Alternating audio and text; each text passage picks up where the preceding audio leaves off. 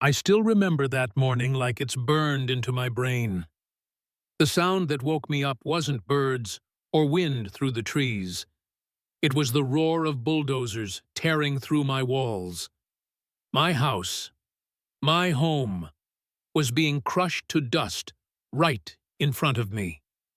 And the woman in charge of it all, the self, proclaimed queen of our neighborhood HOA, Karen Brooks, stood there with her arms crossed, sunglasses on, smiling like she was watching fireworks on the 4th of July. I didn't even have time to put on shoes. I ran out, screaming, but the engines were louder. Wood, glass, concrete. It all went under those metal claws. And for a split second, I froze. Because what do you even do when people are literally destroying your house in front of you? Let me back up. When I first moved to Maple Ridge Estates, I thought I'd found peace. It was quiet, tree-lined, the kind of place where you wave to your neighbors and smell fresh, cut grass every weekend.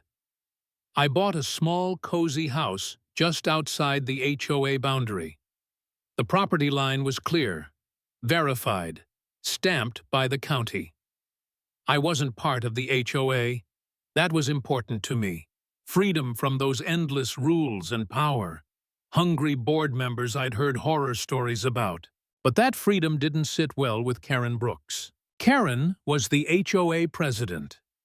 If you've never met someone who thinks they're a god because they run a homeowners association, count yourself lucky. Karen strutted around like a sheriff in her own tiny kingdom. The first week I moved in, I got a letter from her office demanding membership dues. I wrote back, politely, explaining that my lot was outside their jurisdiction. 2 days later, she showed up at my door. She didn't knock. She pounded.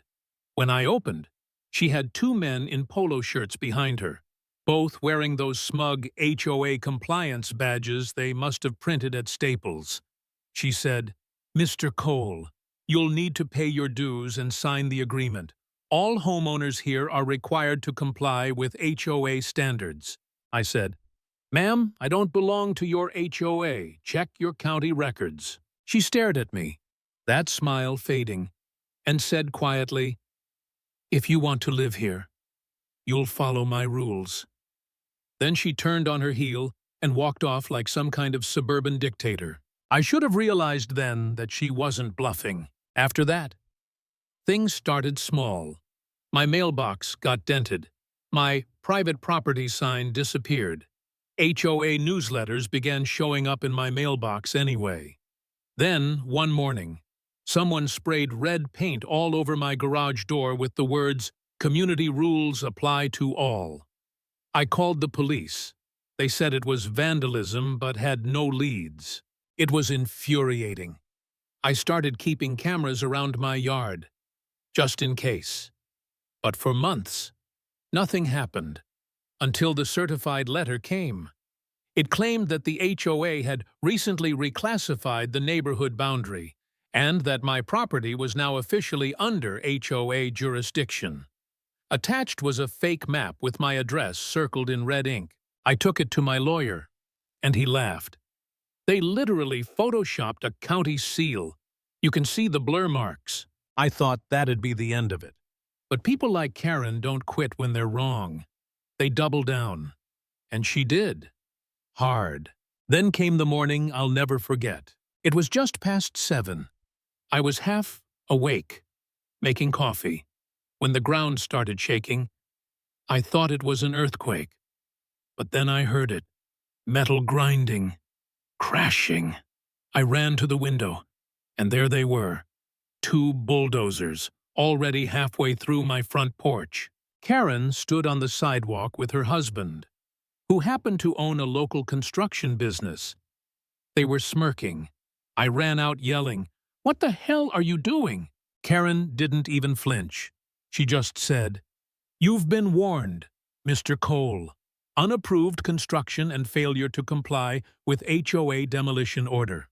"What demolition order?" I shouted. She held up a stack of papers, fake stamps and all. Signed and approved. I grabbed my phone and called 911 while recording everything. My voice was shaking. Not out of fear, but disbelief. How could this even happen? When the cops showed up, half my house was already gone. I thought the officers would arrest me by mistake or something crazy like that, but no. They took one look at the so-called documents, ran a check, and their whole tone changed.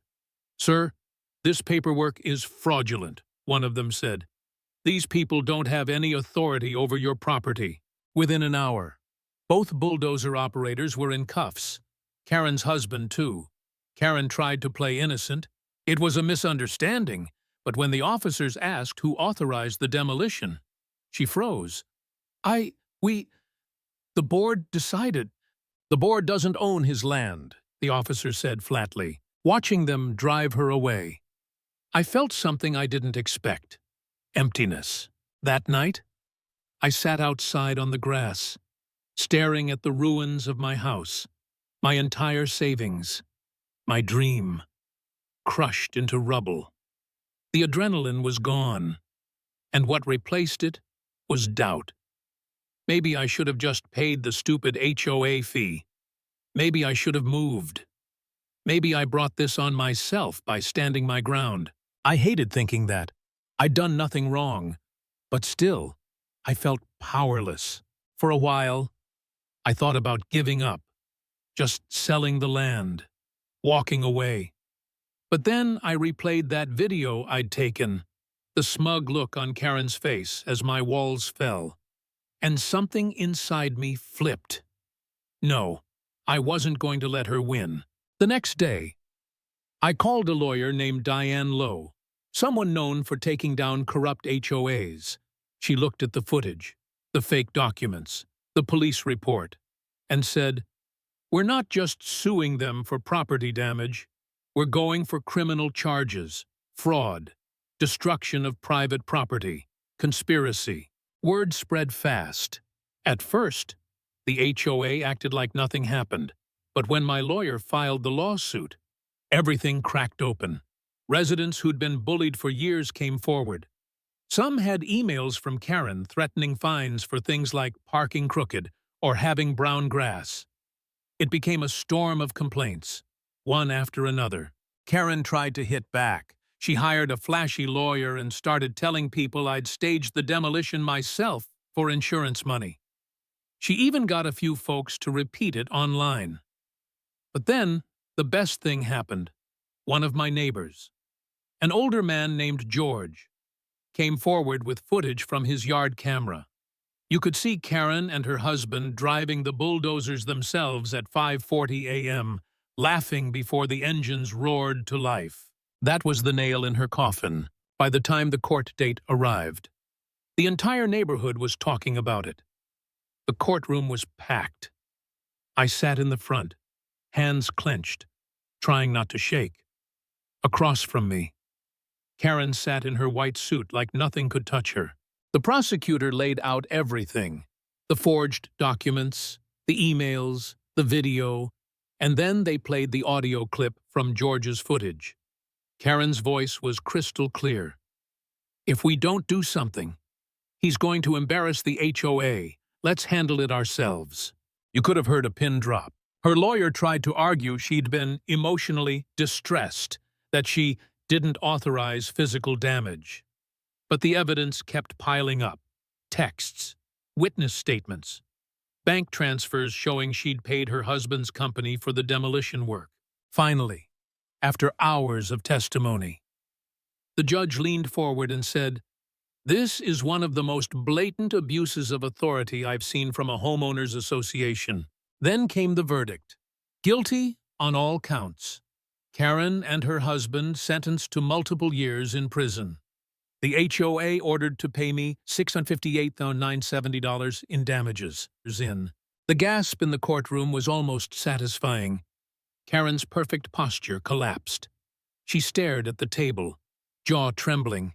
The same woman who once told me, "You'll follow my rules," couldn't even lift her head. After that day, Maple Ridge changed overnight. Half the HOA board resigned. Contractors canceled their partnerships. The sign at the entrance that used to read Maple Ridge Estates, a proud HOA community, got torn down a week later. And me?